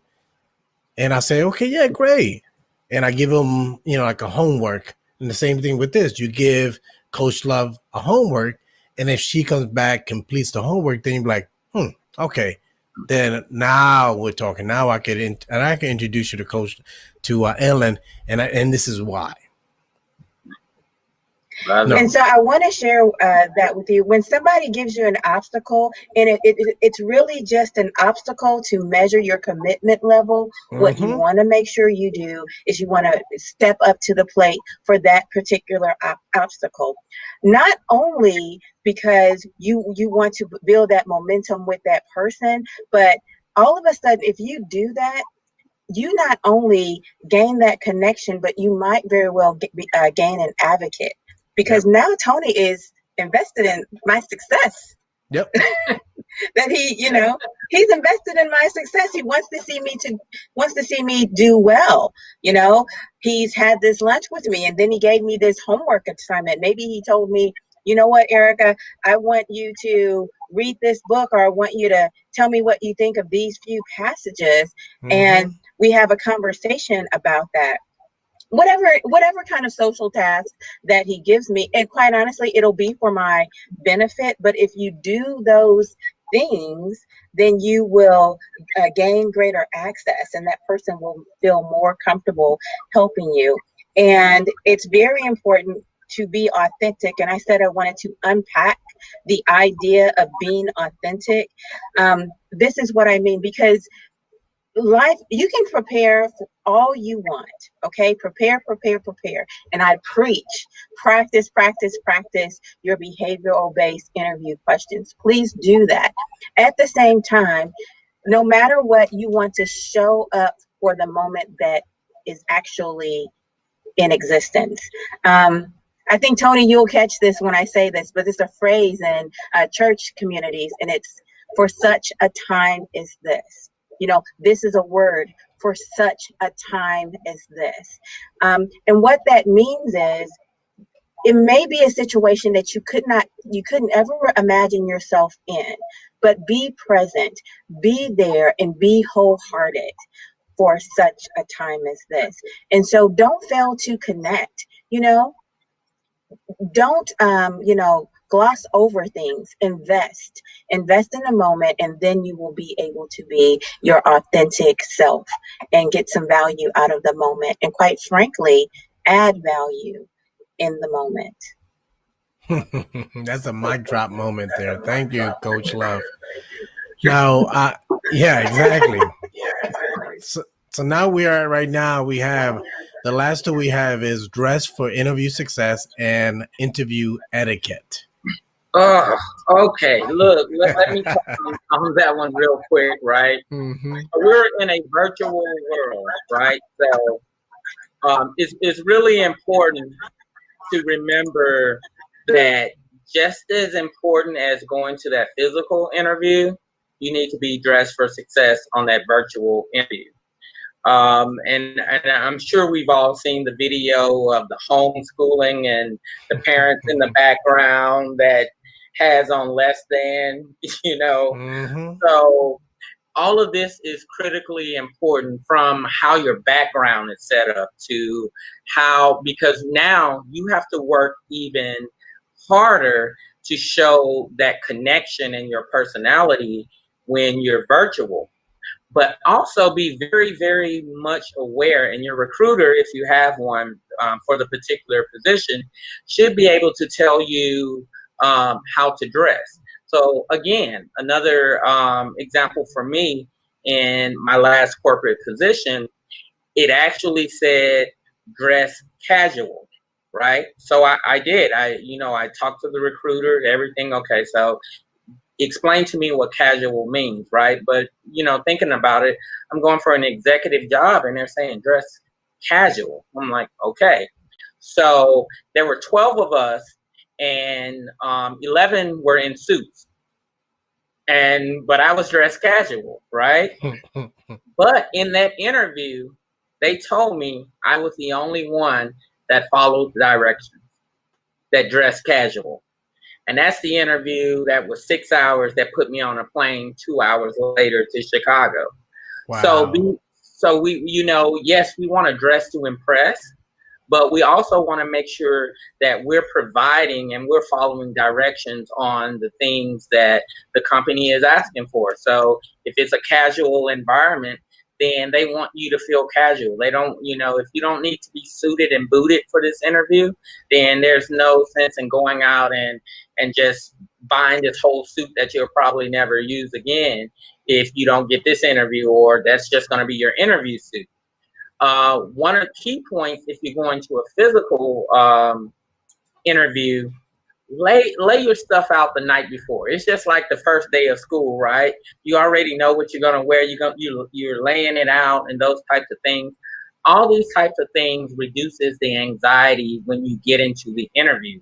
So if you get up in the morning and you got to think about what you're wearing, or if you need to press this and you need to do X, Y, and Z, then you exhaust that mental energy in the first couple hours trying to figure out what you're going to wear, how long is it going to take to get to the job interview. And by the time you get there, you're spent. You're just like, oh, okay, let's just get this over with, right?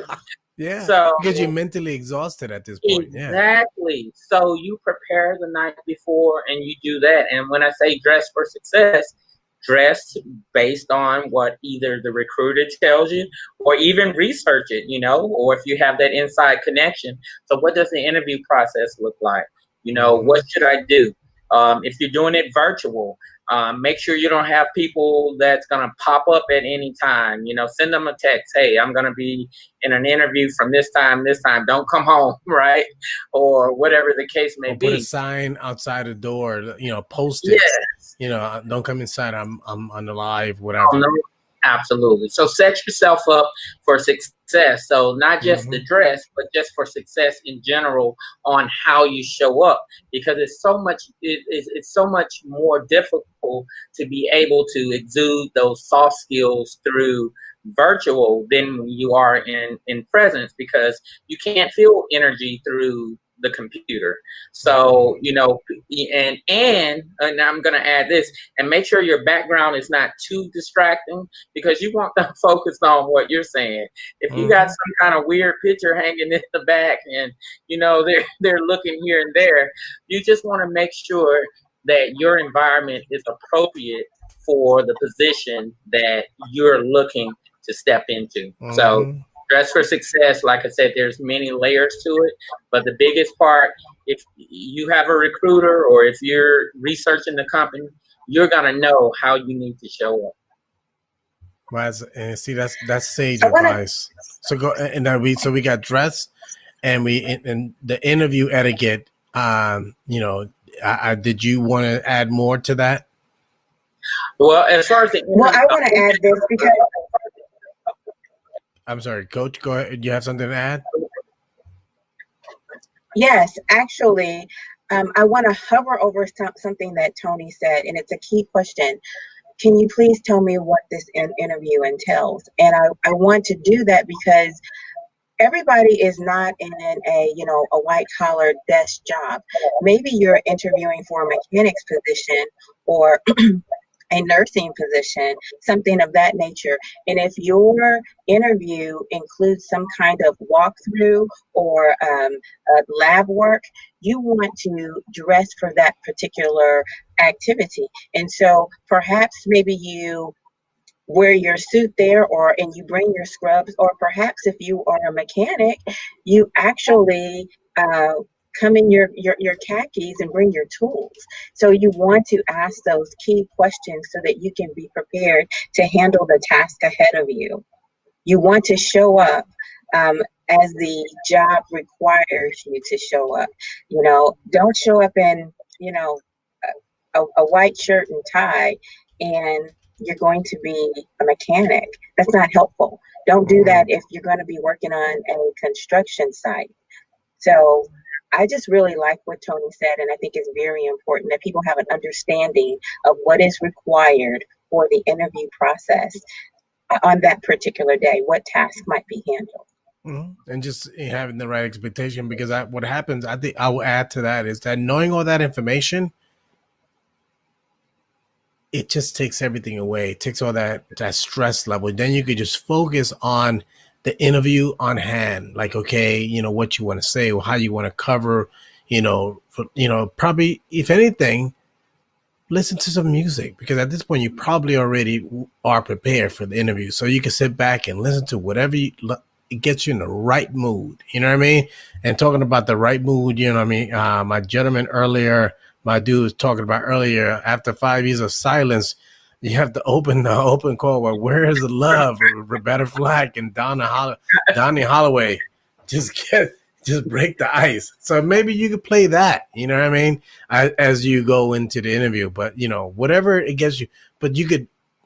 That's one last thing you have to worry about. So I think, in addition to setting your clothes aside the night before and knowing how to dress and asking that question ahead of time will prepare you for success mentally and professionally. I think that goes a long way. Thank you, Coach. I appreciate that.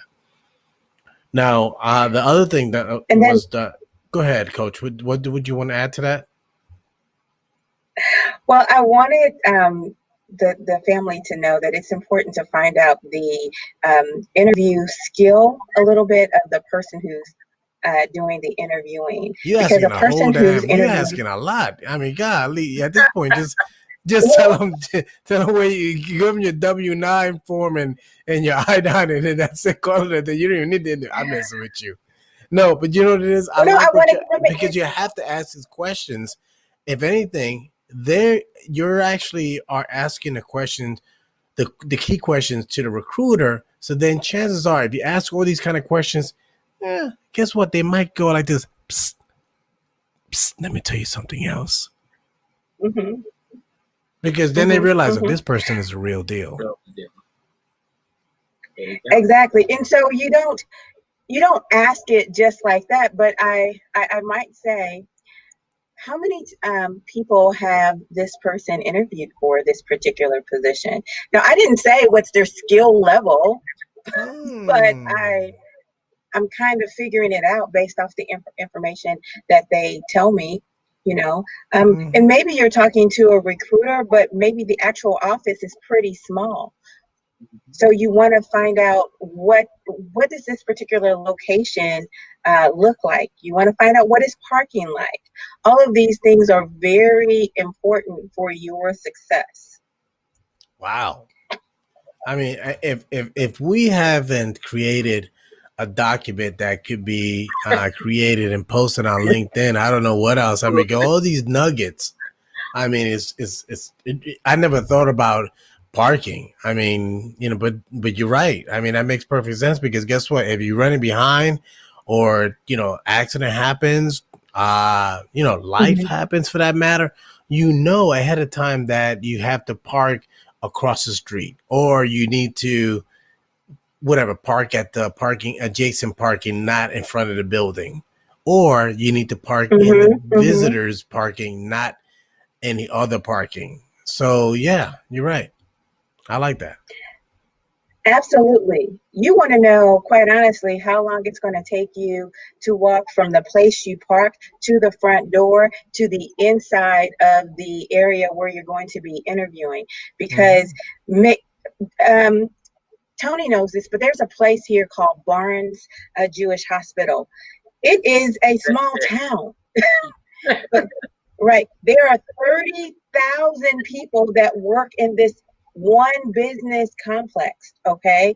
And if you are interviewing there and you don't know the ifs, ands, and buts, the here and there to get where you're going to be lost. But at the same time, if you think you're interviewing at BJC and it happens to be BJC doctor's office buildings, well, quite honestly, that is across the street, and you park in the parking lot, and it takes 1 minute to get from the parking lot to the front door, and there's just one little receptionist there, and she's sweet as gold.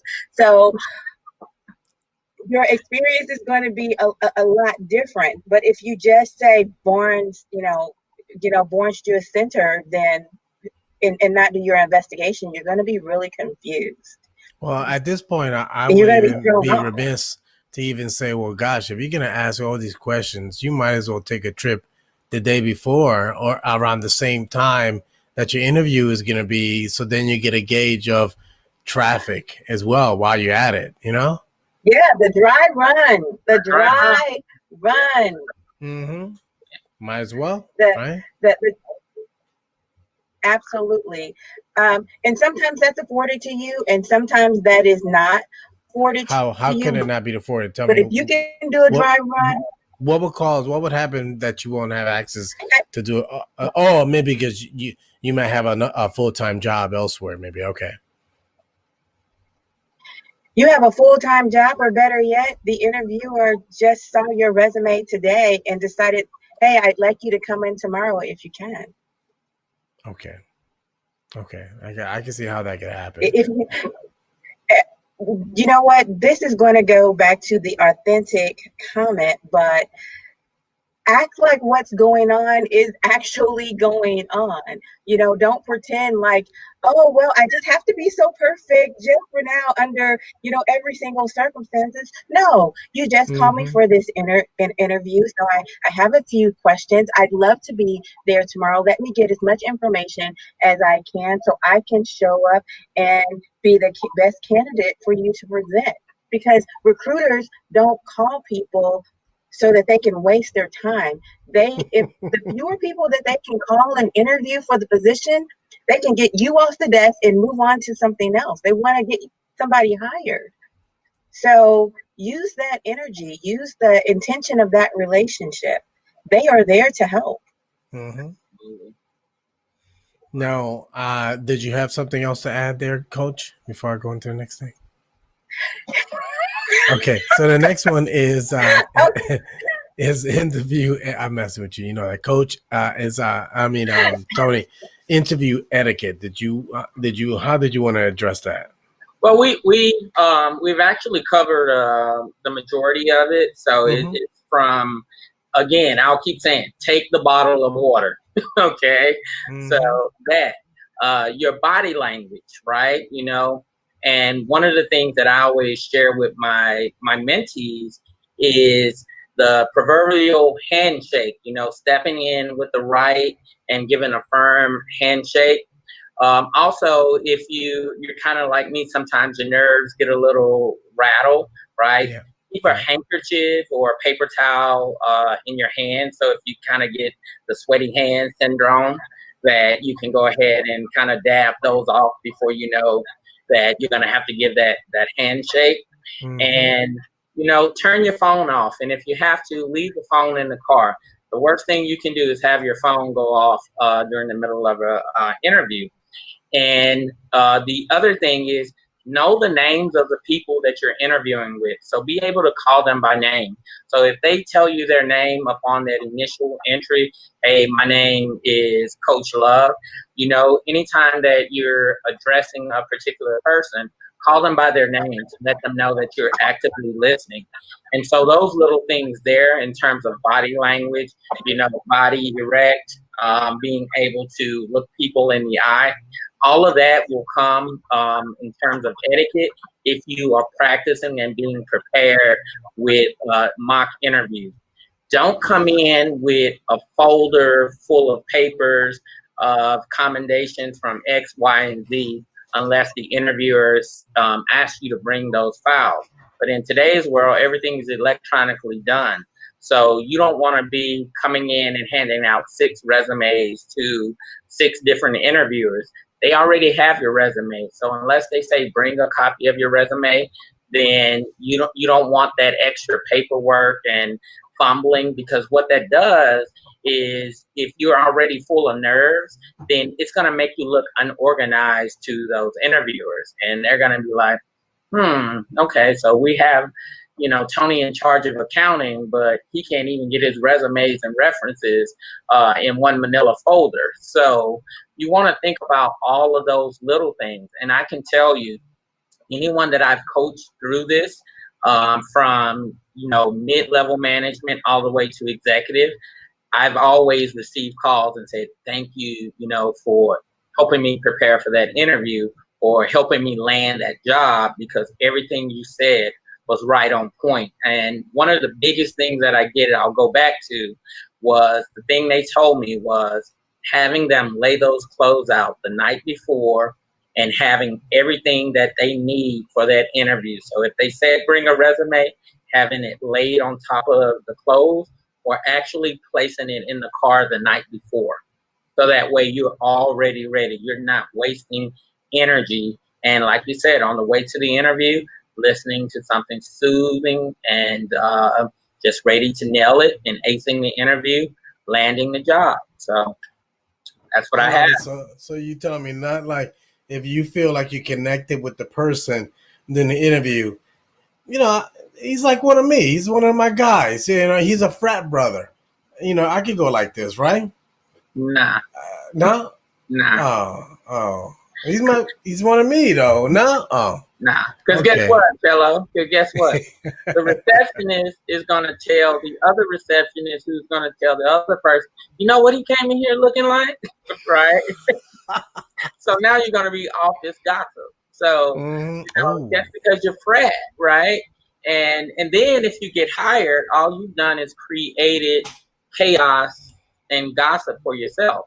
Because he only got hired because he's a frat brother, right? And he came in here with blue jeans on and Adidas, right? And he's interviewing for an executive level position. So it's more about what's not being said versus what's being said. So that admin is going to be the person that's going to even tell that interviewer, yeah, because they're watching you while you're sitting in the waiting room. Are you reading any of their publications, or are you just sitting there twiddling your thumbs? Grab one of the publications if they're on the table or something. And even if you're not reading, just flip them through it, right?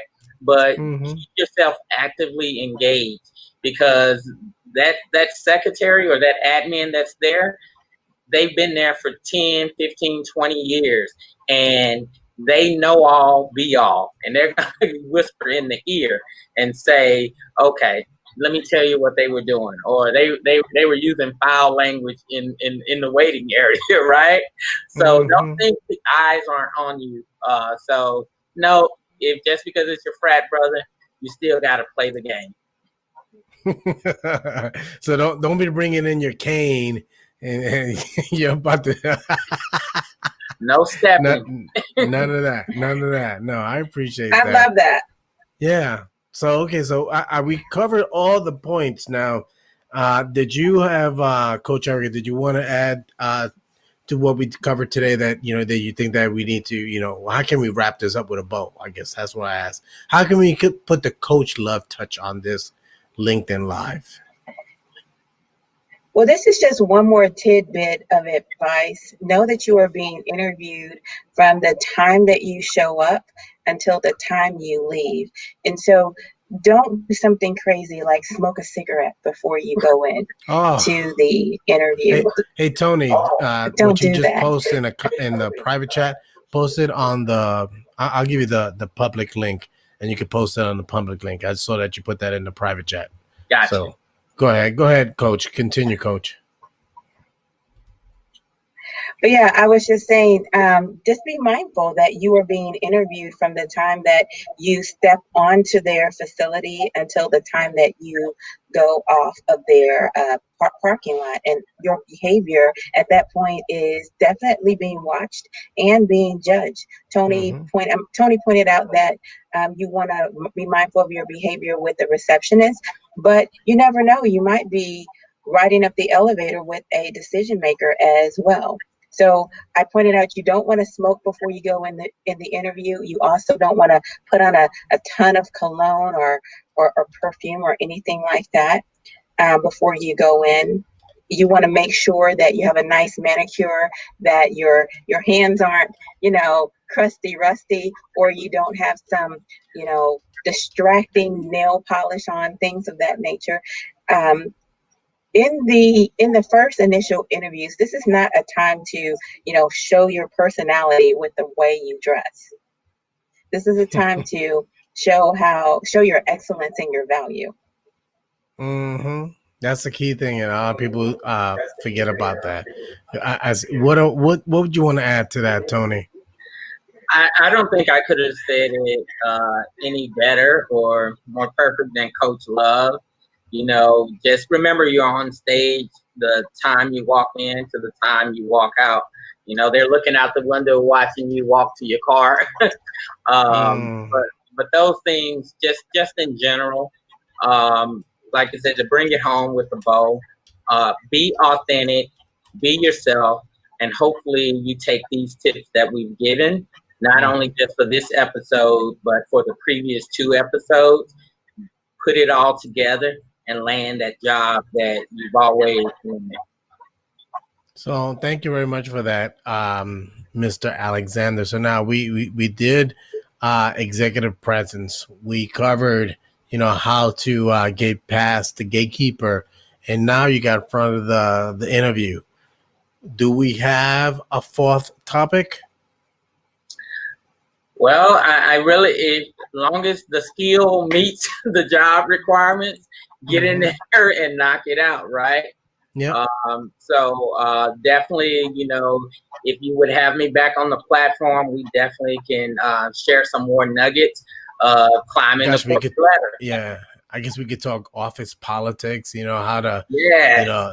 it's so many things that we could talk about when you join a new culture. How do you assimilate to a new culture? You know what I mean? And I say new because, you don't know how, things are done there. You know what I mean? How do you approach it? What are the questions you ask? You know what I mean? I think at the end of the day, the best approach, without talking about what we're going to talk about in the next show, is approaching after you get a job, approach it like you're dating.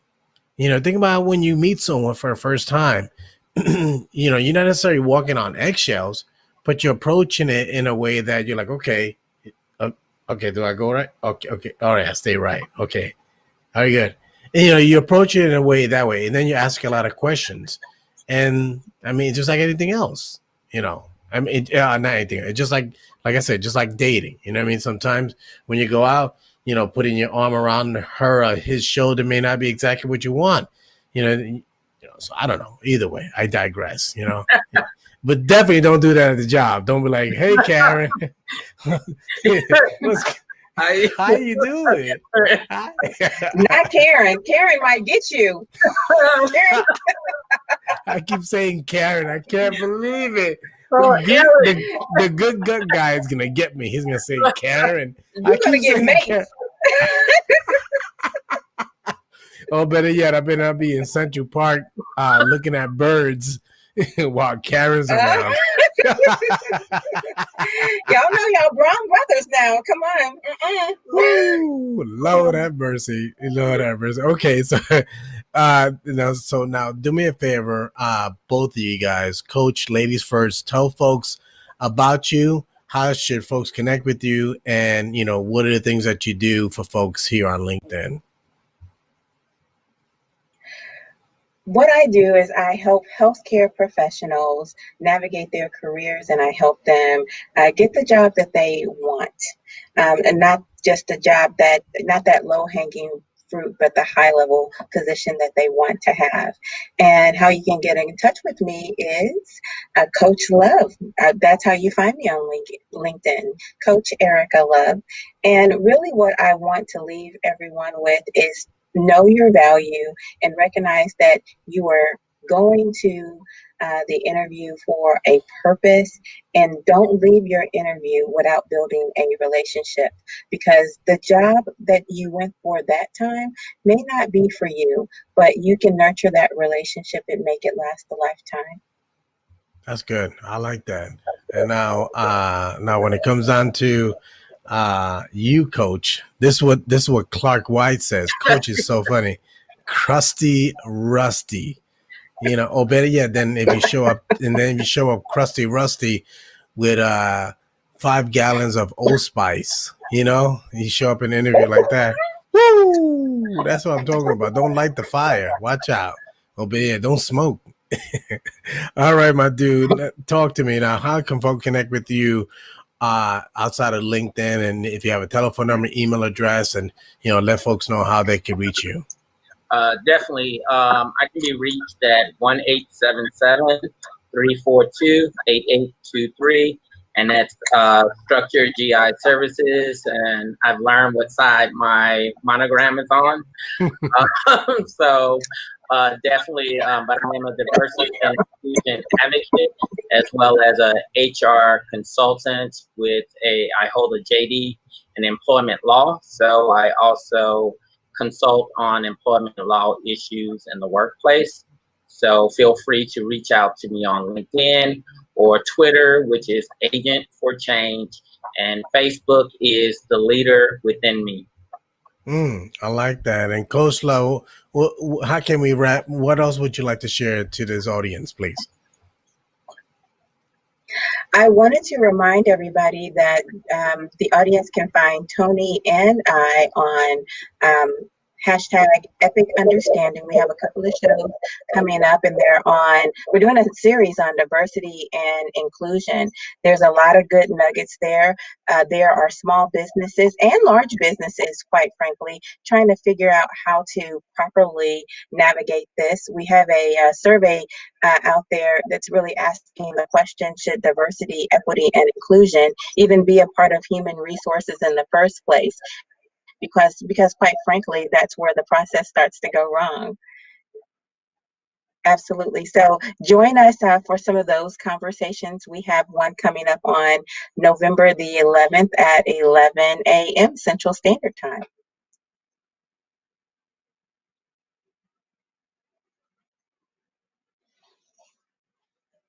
Okay, I'll say it again.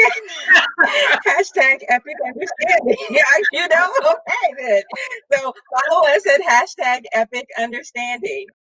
As a matter of fact, I'll go ahead and I'll put that in the bar so you can check us out. There, there are a ton of surveys there, and so it'll be a good idea for HR and hiring managers to just go back and look at the history of those and see what the sentiment is of the work community, because it's not so much about one particular survey. It is about the collective amount of information that we've been able to gather over these months to help people get an epic understanding of what's going on behind the minds of the people in the workplace.